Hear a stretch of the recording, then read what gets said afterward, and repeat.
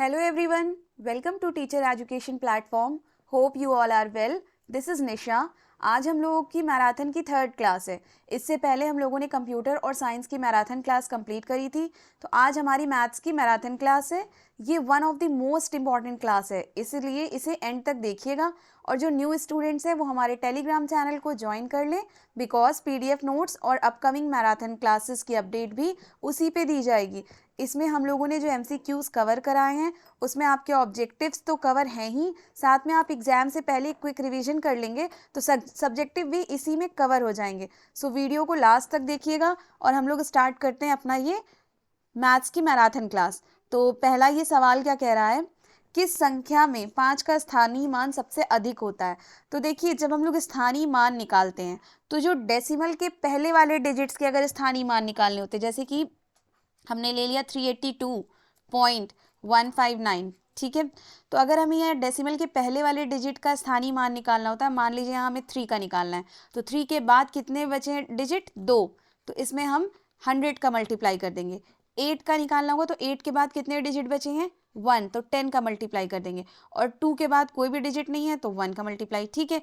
लेकिन अगर हमें यही डेसिमल के बाद के डिजिट का स्थानीय मान निकालना होगा तो हम क्या करेंगे, डेसिमल के जस्ट बाद कितने डिजिट है, 1, तो हम क्या करेंगे 10 से डिवाइड कर देंगे. इसके बाद कितने डिजिट है, 2, तो 5 में 100 से डिवाइड कर देंगे. और इसके बाद कितने डिजिट हैं, 3, तो 9 में 1000 से डिवाइड कर देंगे, ठीक है. तो अब हम लोग इस तरह के सवाल को सॉल्व करते हैं ऐसे स्थानीय मान का. तो यहाँ पे पूछ रहा है किस संख्या में 5 का स्थानीय मान सबसे अधिक है, यानी कि ये दिए गए ऑप्शंस में 5 का जो स्थानीय मान है सबसे ज़्यादा है वो किस में है. तो देखिए क्या है, पहला क्या है 382.159, तो हमें इसका निकालना है, ठीक है. तो ये डेसिमल के कितने बाद है, 2 डिजिट के बाद है, तो ये कितना हो गया 5/100. और इसको जब हम डिवाइड करेंगे तो आएगा 0.05, ठीक है. नेक्स्ट देखिए क्या है 286.105. इसमें ये डेसिमल के बाद कितने डिजिट के बाद है, 3 डिजिट के बाद. सो हाँ, तीसरे डिजिट पे, तो क्या हो जाएगा 5/1000, यानी कि 0.005. नेक्स्ट क्या है 146.511, यहाँ पे निकालना होगा तो कितना हो जाएगा 5, डेसिमल के बाद एक ही डिजिट है ये तो 10, यानी कि 0.5. तो हमारा देखिए 0.05, 0.005 और 0.5, तीनों में सबसे बड़ा कौन है, 0.5. तो इसलिए हमारा ऑप्शन नंबर सी जो है वो सही है. नेक्स्ट क्या कह रहा है, दो संख्याओं का मासा यानी कि महत्तम समापवर्तक यानी कि HCF 35 है और उनका लासा मतलब लघुत्तम समापवर्तक मतलब LCM 525 है. उनमें से एक संख्या 175 है तो दूसरी संख्या क्या होगी.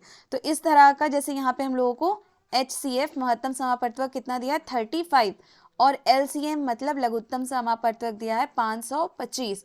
फिर क्या कह रहा है, उनमें से एक संख्या, फर्स्ट वाली कितनी है 175, सेकेंड वाली पूछ रहा है. तो इस तरह के सवाल को सॉल्व करने के लिए एक हमें संबंध दिया होता है, क्या, फर्स्ट संख्या गुणे सेकेंड संख्या बराबर LCM इंटू HCF, ठीक है. तो फर्स्ट संख्या यहाँ कितनी है 175, सेकेंड संख्या हमें दी नहीं, हम x मान लेते हैं.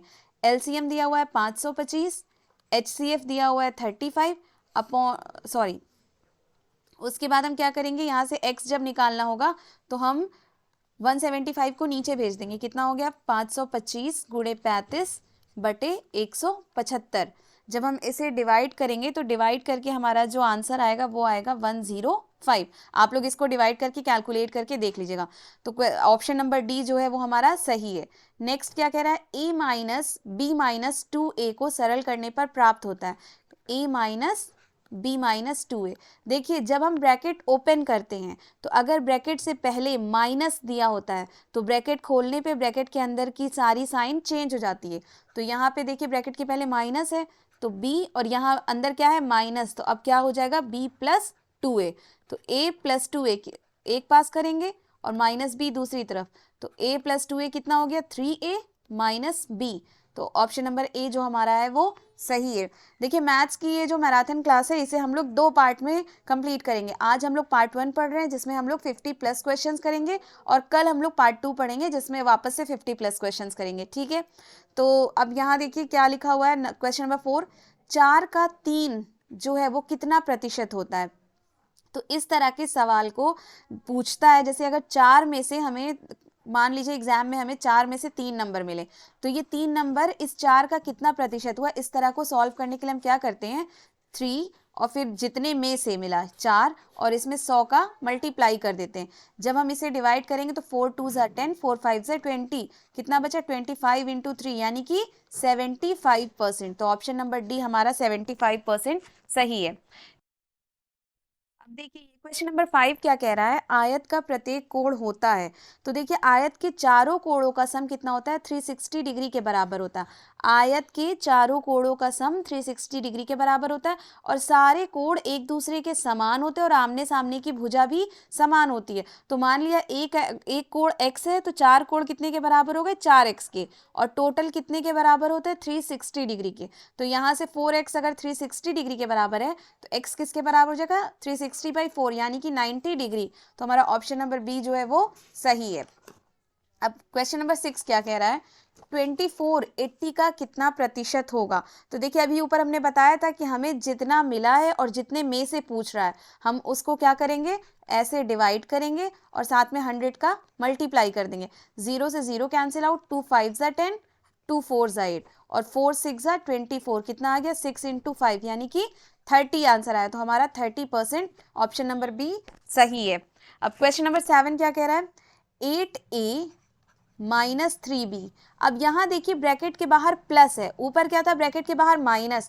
तो जब ब्रैकेट के बाहर माइनस होता है तो ब्रैकेट खोलने पे अंदर के साइन चेंज हो जाते हैं, लेकिन अगर प्लस होता है तो साइन नहीं बदलती है। तो क्या हो जाएगा अंदर, प्लस 3a प्लस 3b।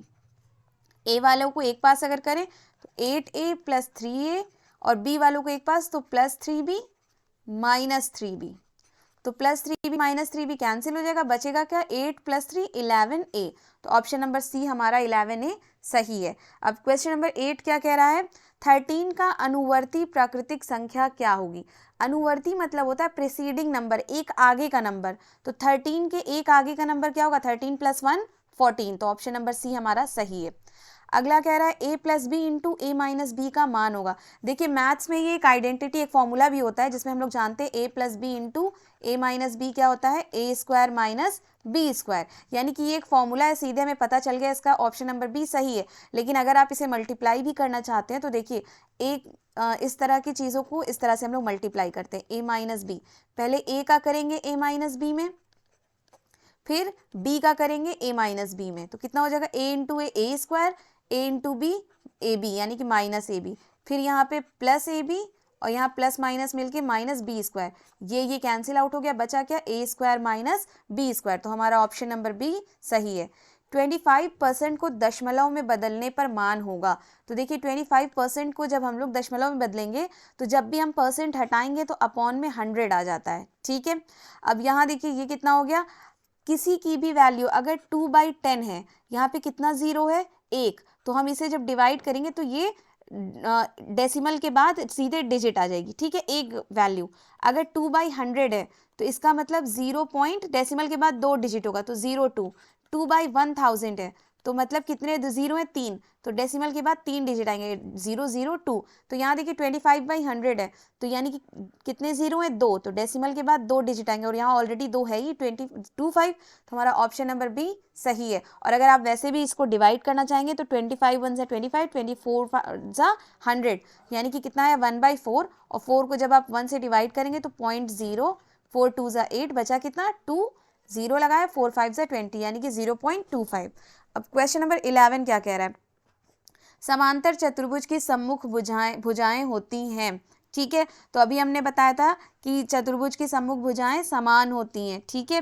तो हमारा इसमें क्या ऑप्शन हो जाएगा, समांतर तथा समान यानी कि सी हमारा सही है।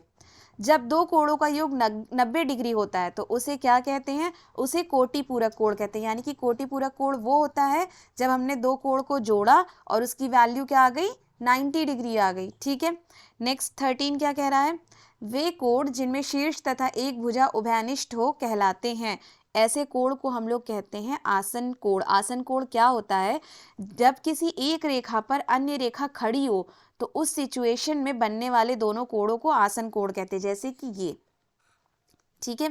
या तो ये जो हमारा कोड होता है, मान लीजिए ये हमारा x है और ये हमारा y है, तो इन दोनों कोड़ों को जब हम जोड़ेंगे तो हमारी वैल्यू आ जाएगी, ये टोटल कितना होता है 180 डिग्री। ठीक है, तो इस तरह के कोण को हम लोग कहते हैं आसन कोण। 180 डिग्री के कोण को कहते हैं, क्या कहते हैं, सरल रेखा कोण या ऋजु कोण। तो यहाँ पे ऑप्शन में सरल तो है नहीं, तो ऋजु है, यानी कि ऋजु कोण। किसका प्रारंभिक तथा अंतिम बिंदु नहीं होता है, रेखा का। आप लोगों ने क्लास में पढ़ा होगा, पढ़ाया गया था कि रेखा जो होती है उसको हम लोग आगे पीछे पूरा एक्सटेंड कर सकते हैं, बढ़ा सकते हैं, यानी कि इसका कोई ना प्रारंभिक बिंदु होता है ना अंतिम बिंदु होता है। तो ये हमारा ऑप्शन नंबर सी रेखा सही है। 16 में क्या कह रहा है, a minus B minus 2a को सरल करने पर क्या होगा। यहाँ देखिए ब्रैकेट के बाहर माइनस है तो अंदर की साइन क्या होगी, बदल जाएगी। यहाँ माइनस 2a तो अब क्या हो जाएगा प्लस 2a, फिर a को एक पास करेंगे minus B, a plus 2a कितना होगा 3a माइनस बी। तो हमारा ऑप्शन नंबर ए जो है वो सही है। हमें यहाँ पे सॉल्व करना 8a माइनस 3b, ब्रैकेट के बाहर प्लस है तो अंदर की साइन नहीं बदलेगी, तो हम इसे एज इट इज लिख देते हैं। a वाले को एक पास लिखते हैं, 8a plus 3a minus 3b plus 3b, minus 3b plus 3b cancel हो गया, 8a प्लस 3a कितना हो गया 11 है। तो ऑप्शन नंबर सी हमारा 11 सही है। अब क्वेश्चन नंबर 18 क्या कह रहा है, X square minus Y square whole upon X minus Y का सरलतम रूप होगा। तो देखिए X square minus Y square upon X minus Y, हम लोगों ने अभी ऊपर एक फॉर्मूला पढ़ा था, a minus B into A plus B, किसकी वैल्यू हो सकती है A square minus B square. तो यहाँ देखिए a की जगह x है, b की जगह y है, तो इसे हम लोग क्या लिख सकते हैं x minus Y X plus Y. ठीक है, और होल अपॉन क्या है x minus Y, X minus Y X minus Y cancel out हो गया, बचा क्या x प्लस वाई। तो ऑप्शन नंबर ए जो हमारा है वो सही है। अब अगला क्या कह रहा है, 3x माइनस 2y में क्या जोड़ें कि योगफल शून्य हो जाए। अब अगर हम आपसे कहें कि हम 2 में ऐसा क्या जोड़ें कि वैल्यू हमारी 0 आ जाए, तो देखिए ये 2 है तो अगर किसी उसके आगे कोई साइन नहीं, दैट मीन्स क्या होता है प्लस होता है। तो इसमें हम ऐसा क्या जोड़ें कि 0 आ जाए, तो हम इसमें -2 अगर जोड़ दें, यानी कि वैल्यू सेम लें लेकिन जो उसका साइन है परिमाण है वो क्या कर दें अलग कर दें। ठीक है, तो यहाँ प्लस था, हमने यहाँ क्या किया माइनस कर दिया, तो ये कितना आ गया 0। इसी तरह यहाँ क्या है देखिए 3x माइनस 2y है, तो हम क्या करें वैल्यू तो सेम लें लेकिन साइन बदल दें। तो यहाँ 3x किस में है प्लस में, तो हम क्या ले लें -3x, और यहाँ 2y माइनस में है तो हम क्या ले लें +2y। तो इनको जब हम सॉल्व करेंगे तो क्या आ जाएगा 0। तो देखिए ऑप्शन नंबर डी जो हमारा है -3x + 2y, ये सही है हमारा। अगला 20 क्या कह रहा है, 0 डिग्री से अधिक व 90 डिग्री से कम माप के कोण को कहते हैं, यानी कि वो कोण जो 0 से ज़्यादा हो और 90 से कम हो। यानी कि ये देखिए ये हमारा 90 डिग्री होता है और ये हमारा 0, तो इससे कम जो भी कोण बने उन्हें हम क्या कहते हैं न्यून कोण। तो हमारा ऑप्शन नंबर बी जो है वो सही है। 8365 में 3 का स्थानीय मान है, 8365 में 3 का स्थानीय मान, अभी हमने ऊपर बताया कि जब हमें स्थानीय मान निकालना होता है तो हम क्या करते हैं उसके आगे जितने डिजिट बचे हैं उतने 0 से मल्टीप्लाई कर देते हैं। यहाँ कितने डिजिट है 2, तो हमने 100 से मल्टीप्लाई किया, कितना आ गया 300। तो ऑप्शन नंबर बी जो हमारा है वो सही है। 22 क्या कह रहा है, निम्नलिखित में वृहद कोण है। तो वृहद कोण क्या होता है, जो 180 डिग्री से ज़्यादा हो और 360 डिग्री से कम हो। तो यहाँ देखिए ये 180 से कम है तो ये गलत है, 88 कम है ये गलत है, 180 हो नहीं सकता, यानी कि 305 डिग्री सही।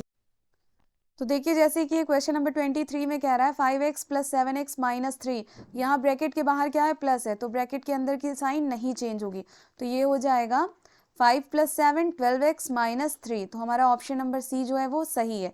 नेक्स्ट 24 कह रहा है 2.4 × 0.5 का मान बताइए।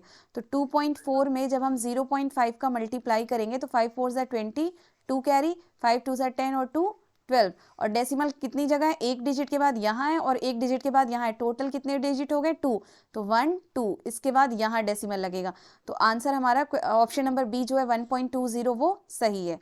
अगला कह रहा है कौन सा जोड़ा एक दूसरे का व्युत्क्रम है। व्युत्क्रम मीन्स उल्टा, ठीक है, यानी कि अगर कहीं पे 1/2 है तो इसका व्युत्क्रम हो जाएगा 2/1। तो यहाँ पे देखिए 1/3 3/9, तो यहाँ ऊपर तो 3 आ गया लेकिन नीचे 9 नहीं आया, तो ये ऑप्शन हमारा गलत है। यहाँ पे ऊपर 5 है लेकिन नीचे 1 नहीं है, ये भी गलत है। नेक्स्ट देखिए ऊपर 5 है यहाँ नीचे 5 है, यहाँ नीचे 6 है यहाँ ऊपर 6 है, तो ऑप्शन नंबर सी हमारा सही है। 90 डिग्री के कोण को हम क्या कहते हैं? 90 डिग्री के कोण को हम लोग समकोण कहते हैं। वृत्त के किन्हीं दो बिंदुओं को मिलाने वाली रेखाखंड को कहते हैं, वृत्त के किन्हीं दो बिंदुओं को मिलाने वाली रेखाखंड को हम लोग डायामीटर मतलब जीवा कहते हैं। 15% का भिन्न रूप होगा, तो हमने बताया अभी ऊपर वाले क्वेश्चन में, जब हम परसेंट को भिन्न में चेंज करेंगे तो 100 से डिवाइड कर देंगे। यहाँ हो जाएगा 5 3 ज़ा 15, यहाँ 5 2 ज़ा 10, 0, यानी कि ऑप्शन नंबर ए जो है 3/20 वो सही है। 3/2 का गुणात्मक प्रतिलोम क्या होगा? देखिए गुणात्मक प्रतिलोम वो होता है कि अगर हम उसका उस नंबर में मल्टीप्लाई करें तो आंसर हमारा 1 आना चाहिए।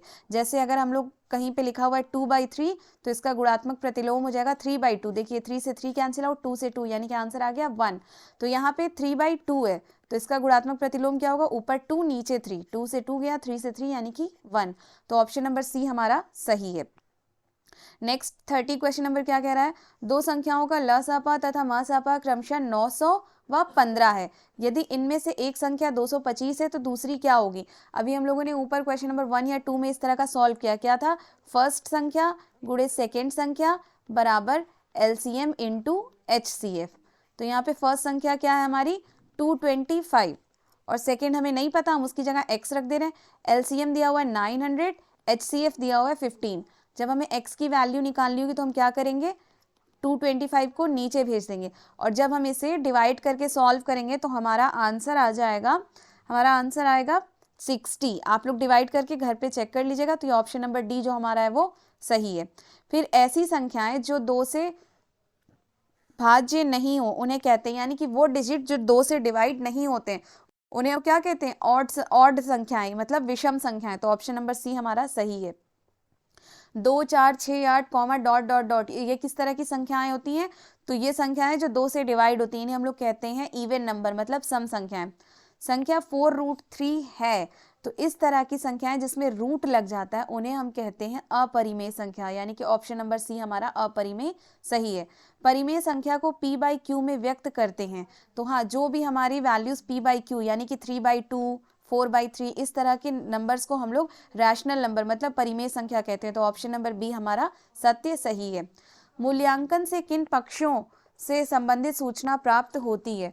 तो देखिए मूल्यांकन का मतलब क्या होता है? मूल्य का अंकन करना।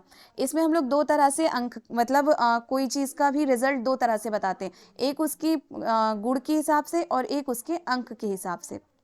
मतलब एक बच्चे का क्लास में परफॉर्मेंस कैसा है पहले से, जैसे कि अब उसकी राइटिंग बहुत अच्छी हो गई, यानी कि वो गुण उसका थोड़ा सा इम्प्रूव हो गया, और अब उसके मार्क्स भी जैसे पहले मान लीजिए 35 थे, अब उसके मार्क्स 60 आ रहे हैं, यानी कि उसकी वैल्यू अंक भी क्या हो गया?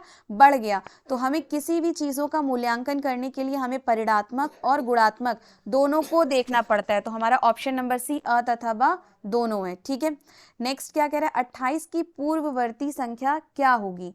तो पूर्ववर्ती मीन्स होता है प्रीवियस नंबर, तो 28 से पहले वाले नंबर क्या होगा? 27। तो ऑप्शन नंबर ए हमारा सही है। अब अगला देखिए क्या है? 5/8 प्लस 3/4 इंटू 2/6 का मान क्या होगा?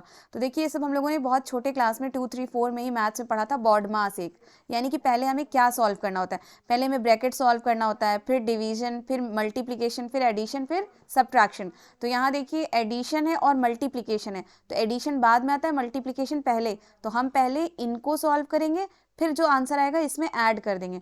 तो 5/8 प्लस 3/4 इंटू 2/6, तो ये देखिए 3 2 ज़ा 6, ये 2 1 ज़ा 2, क्या आया? 5/8 प्लस 1/4। जब हम इसका LCM लेंगे तो आएगा 8, क्या हो गया? 5 प्लस 4 2 ज़ा 8, 2 1 ज़ा 2, यानी कि 7/8। तो हमारा ऑप्शन नंबर डी जो है 7/8 वो सही है। अब यहाँ पे लिखा है 36, 48 और 60 का लसापा मतलब LCM निकालना है। तो जब हमें LCM निकालना होता है तो हम उन्हें अलग अलग पहले गुणनखंड उनके कर लेते हैं। तो 36 का गुणनखंड क्या होगा? 2 इंटू 2 इंटू 3 इंटू 3, देखिए 2 2 ज़ा 4, 4 3 ज़ा 12, 12 3 ज़ा 36। फिर हम लोग 48 का इसी तरह करेंगे, तो 48 का आएगा 2 into 2 into 2 into 2 into 3। Next है हमारा 60 का जब हम लोग करेंगे तो 2 इंटू 2 इंटू 3 इंटू 5। ये सारे इनके गुणनखंड हो गए। अब जब हम लोग LCM निकालते हैं तो LCM में हमें सारे नंबर्स को लिखना होता है, किसी को भी छोड़ना नहीं होता है। देखिए यहाँ पे ये 2 कॉमन था, 2 हो गया, फिर यहाँ पे ये 2 कॉमन है तो यहाँ इंटू में 2, फिर देखिए यहाँ ये 3 कॉमन है ये, ठीक है, तो इंटू में 3। अब बचा क्या? 3 इंटू 2 इंटू 2 यानी कि इंटू 3 इंटू 2 इंटू 2, और एक क्या बचा इंटू में 5। इन्हें हम जब मल्टीप्लाई करेंगे 2 2 ज़ा 4, 4 3 ज़ा 12, 12 3 ज़ा 36, 36 2 ज़ा 72, 72 2 ज़ा 114 एंड 114 5 ज़ा 720। तो ऑप्शन नंबर डी हमारा 720 सही है। अब नेक्स्ट क्या कह रहा है, 12, 24, 36 का महत्तम समापवर्तक। देखिए ये HCF निकालने को कह रहा है। जब हम LCM निकालते हैं तो LCM में हम सारे नंबर्स को लेते हैं, लेकिन जब हम HCF मतलब महत्तम समापवर्तक निकालते हैं तो हमें उनके कॉमन नंबर्स को लेना होता है। तो जैसे कि ये 12 है, 12 को हम लोग किस तरह लिख सकते हैं, 2 इंटू 2 इंटू 3 यानी कि 2 2 ज़ा 4, 4 3 ज़ा 12। 24 को जब लिखना होगा तो क्या होगा, 2 इंटू 2 इंटू 2 इंटू 3, 2 2 ज़ा 4, 4 2 ज़ा 8, 8 3 ज़ा 24।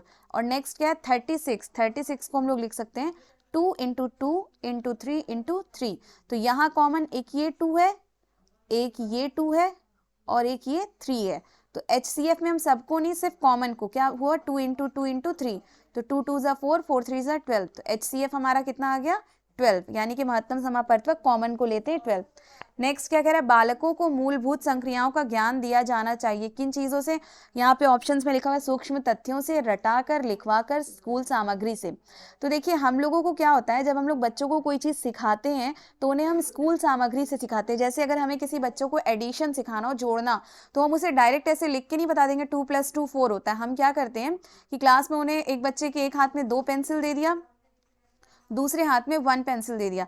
अब उससे पूछ रहे हैं कि हाँ बताओ कि यहाँ पे कितने पेंसिल टोटल हो गए, तो वो बताया 2 और 1 3। यानी कि हम लोग क्या करते हैं, एडिशन हो, सब्ट्रैक्शन हो, मल्टीप्लिकेशन हो, डिवीजन हो, कुछ भी हो, हम क्या करते हैं उसे स्कूल सामग्री से समझाते हैं। ठीक है, वैसे भी रटा करके कोई चीज़ भी अगर हम किसी को पढ़ाएंगे तो वो भूल जाते हैं। जैसे हम लोग कहते हैं ना, rote learning is deficient learning, यानी कि रटाकर पढ़ने वाली जो विद्या होती है वो कम होती रहती है, धीरे धीरे खत्म हो जाती है। ठीक है, लिखवा कर भी हम सीधे कह दें 2 + 2 4 होता है, कैसे होता है ये भी हम नहीं समझा सकते, सूक्ष्म तथ्यों से भी नहीं, यानी कि स्कूल सामग्री से हम लोग समझा सकते हैं।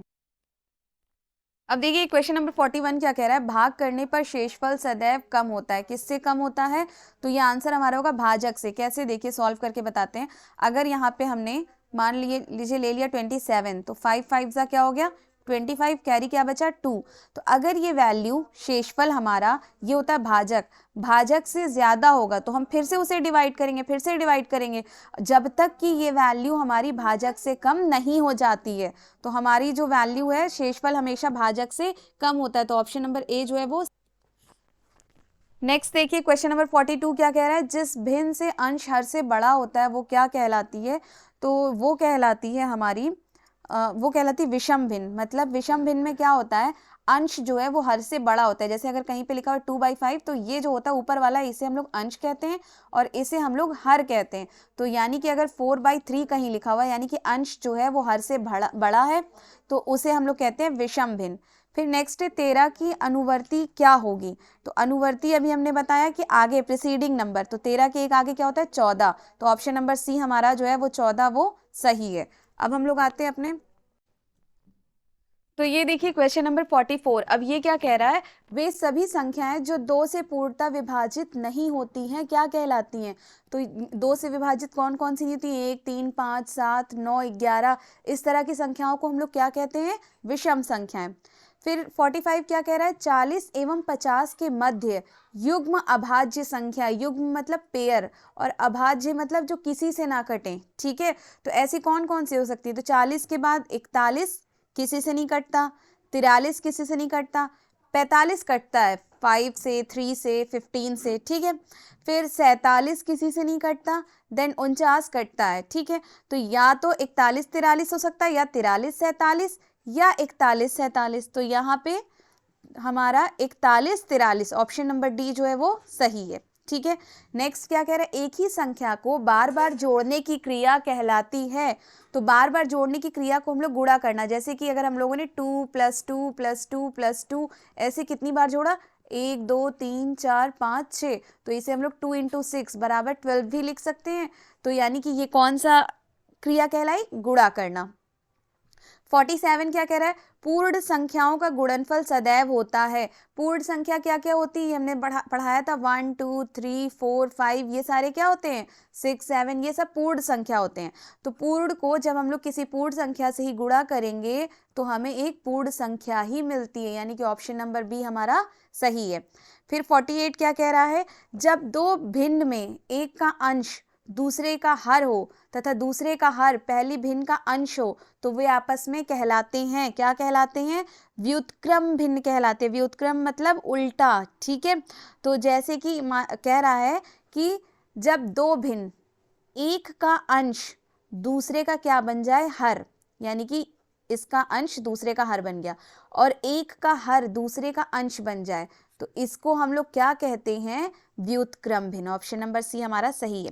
अब देखिए नेक्स्ट है 5 डिग्री का मान होगा। तो जब हम लोग डिग्री को, ये आप लोग क्लास 3 4 5 में ही पढ़े होंगे, डिग्री को रेडियन में बदलते हैं तो क्या करते हैं, पाई में 180 का मल्टीप्लाई करते हैं। तो 5 में जब पाई बाई 180 का मल्टीप्लाई करेंगे तो क्या हो जाएगा, 5 पाई बाई 180। इनमें से ना ये है ना ये है ना ये है, तो हमारा ऑप्शन नंबर डी जो है इनमें से कोई नहीं वो सही है। अब क्वेश्चन नंबर 50 क्या कह रहा है, 18% का भिन्न रूप होगा। इससे ऊपर अभी हमने बताया जब हम लोग परसेंट हटाते हैं तो अपॉन में 100 लगा देते हैं। ये क्या हो गया, 2 9 सा 18, ये 2 5 सा 50, 0, यानी कि ऑप्शन नंबर डी 9/50 सही है। नेक्स्ट क्या कह रहा है, अनुचित भिन्न। अनुचित भिन्न वो होते हैं जिसका अंश हर से बड़ा हो। तो यहाँ पे ये अंश छोटा है, यहाँ पे भी अंश छोटा है, यहाँ पे भी अंश, ऑप्शन नंबर डी में अंश बड़ा है हर से, तो 20/3 हमारा सही ऑप्शन है। नेक्स्ट 52 क्या कह रहा है, कौन सा भिन्न सबसे बड़ा है। तो ये चेक करने के लिए हमें डिवाइड करना पड़ेगा। तो जब हम 10 को 7 से डिवाइड करेंगे, पॉइंट लगाएंगे 0, 10 7 सा 70, इसका आंसर आ गया 0.7। अब जब हम 7 को 4 से डिवाइड करेंगे तो पॉइंट लगाएंगे 0, 7 4 सा 28, 7 5 सा 35, यानी कि 5 टाइम में जाएगा, अगेन ये 5, यानी कि ये आएगा 0.57, ठीक है। अब 11/8 को करें तो 8 को जब 11 से करेंगे 11 को जब 8 से करेंगे पॉइंट लगाएंगे 0, 11 7 सा 77, 3 बचा, 0, 11 2 सा 22, यानी कि ये आ गया 0.72। और ऐसे ही जब 8 को 5 में करेंगे तो पॉइंट लगाएंगे 0, कितना हो जाएगा, 8 6 जा 48, यानी कि ये 0.6 समथिंग। तो देखिए ये 0.5 है, ये 0.6 है, ये दोनों तो पहले ही हट गए क्योंकि ये छोटे हैं। यहाँ सिर्फ 0.7 है और यहाँ 0.72 है, यानी कि हमारा ऑप्शन नंबर सी जो है वो सही है, ये सबसे बड़ा भिन्न है। अब अगला क्या है, 2880 डिवाइडेड बाई ब्रैकेट में 48 डिवाइड 6 को सरल करने पर प्राप्त होगा। तो देखिए इस तरह के सवाल को हम लोग किस तरह से करते हैं, डिवाइडेड बाई 48, अगर हम डिवाइड को मल्टीप्लाई में चेंज करेंगे तो क्या करते हैं, इधर वाले टर्म को 1 बाई कर देते हैं, तो ये हो जाएगा 1/6, 6 8 सा 48, कितना बचा, 2880 इंटू 8, सॉरी डिवाइड। फिर हम क्या करेंगे, इसको जब इंटू में बदलेंगे तो ये हो जाएगा 2880 इंटू 1/8, 1/8 में चला जाएगा। डिवाइड करेंगे तो 8 3 सा 24, 4 बचा, 8 6 सा 48 और 0, यानी कि ऑप्शन नंबर बी हमारा 360 सही है। अगला क्या कह रहा है, एक गोले का आयतन 36 पाई घन सेंटीमीटर है, उसकी त्रिज्या क्या होगी। तो गोले का आयतन क्या होता है, पाई आर स्क्वायर, वो कितना दे दिया है, 36 पाई, ठीक है। पाई से पाई चला गया, आर स्क्वायर के बराबर क्या आ गया, 36, स्क्वायर हटेगा तो अंडर रूट में चला जाएगा, और अंडर रूट 36 को हम लोग 6 इंटू 6 लिख सकते हैं, यानी कि कितना हो गया, 6 सेंटीमीटर। तो ऑप्शन नंबर बी हमारा सही है। ये देखिए a प्लस बी का होल स्क्वायर का मान क्या होगा, तो हम लोग ये जानते हैं फॉर्मूला होता है a square plus B square plus 2ab। अब अगला क्या है, 5 होल 3/2 को विषम भिन्न में बदलने पर मान प्राप्त होगा। तो 5 होल 3/2 जब इसे हम सॉल्व करते हैं तो हम इसका 2 को 5 में गुणा करते हैं, फिर 5 जो आता है उसमें 3 जोड़ देते हैं, यानी कि ये हो जाएगा 3 और ये 1 मिनट, तो ये हमारा हो जाएगा 2 को हम लोग 5 में गुणा करेंगे तो कितना आ जाएगा 10, और 10 में जब 3 को ऐड कर देंगे कितना हो जाएगा 13/2। तो हमारा ऑप्शन नंबर ए 13/2 सही है। नेक्स्ट क्या कह रहा है, क्वेश्चन नंबर 57 क्या है हमारा, 1/2, 5/4 डिवाइडेड बाई 3/6। फिर हम यहाँ पे डिवाइड को जब मल्टीप्लाई में बदलेंगे तो क्या करेंगे, जस्ट पलट जाता है, तो ये हो जाएगा 6/3। तो ये देखिए 2 2 ज़ा 4, 2 3 ज़ा 6, ये 3 से 3 कैंसिल आउट, बचा क्या 1/2 इंटू 5/2 यानी कि 5/4। तो हमारा ऑप्शन नंबर डी जो है 5/4 वो सही है। सभी संख्याओं का सार्वगुणनखंड, सार्वगुणनखंड जो हर एक संख्या का हो, तो जैसे अगर 2 है, 3 है, 5 है, 48 है, 50 है, इन सब को हम लोग 1 × 2, 1 × 3 यानी कि 1 लिख सकते हैं सबके साथ मल्टीप्लाई में। तो सभी संख्याओं का सार्वगुणनखंड 1 होता है। नेक्स्ट 7 और 16 का सार्वगुणनखंड 1 ही होगा, हमने बताया ना सार्वगुणनखंड सिर्फ और सिर्फ 1 होता है। 2 और 3 का एलसीएम क्या होगा, 2 और 3 का जब हम लोग करेंगे तो 2 1 ज़ा 2 3 और ये 3 1 ज़ा 3, तो 2 3 ज़ा 6, तो 2 और 3 का एलसीएम क्या हो गया, 6 हो गया। ठीक है, तो आज की हम लोगों की पार्ट 1 वाली क्लास यहीं ख़त्म होती है। तो बेसिकली हम लोगों ने आज काफ़ी इंटरेस्टेड फैक्ट्स पढ़े, परसेंटेज पढ़ा, एंगल पढ़ा, डिग्री रेडियन पढ़ा, ठीक है, और रेडियन को डिग्री में कैसे बदलते हैं ये सारी चीज़ें पढ़ी। सो नेक्स्ट क्लास में हम लोग और भी चीज़ें इसके आगे की पढ़ेंगे। और ये देखिए ये टोटल दोनों पार्ट्स आपके एग्जाम के पॉइंट ऑफ व्यू से बहुत इंपॉर्टेंट है। आप इस क्वेश्चन से एमसीक्यूज के साथ साथ सब्जेक्टिव क्वेश्चंस भी कवर कर सकते हैं। तो अगर किसी को किसी क्वेश्चन में कोई भी कंफ्यूजन हो, आप टेलीग्राम चैनल पे पूछ सकते हैं, कमेंट सेक्शन में पूछ सकते हैं। तो आज की क्लास हमारी यहीं ख़त्म होती है। थैंक